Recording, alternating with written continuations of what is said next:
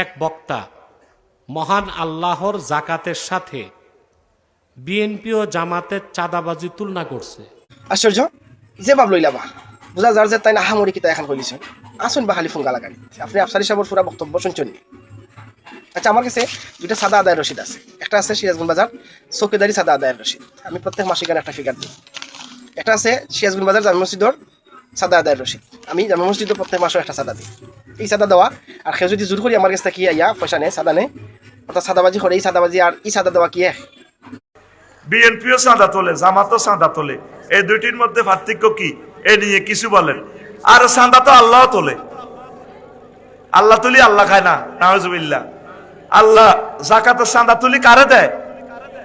হ্যাঁ, এই বক্তারে মুসলমান বলা যায়? কথা বলেন।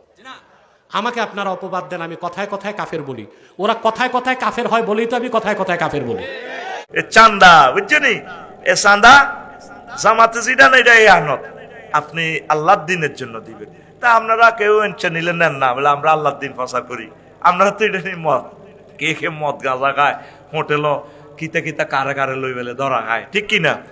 আর হাতে কিনলে কিনলে নেতা 15 দিন পর পর হজরত থাইল্যান্ড শরীফ যায়, বিশ্ব মাতারি পাড়ায়। কথা বুঝছেন নি? আল্লাহ এই জাতিকে চাঁদা থেকে রক্ষা করো। এই জাতি চাঁদা খাইব শোয়েব আলাইহিস সালামের খাচ্চত, তারা রোড থেকে চাঁদা খাইতো শোয়েব আলাইহিস সালামের উম্মতেরা।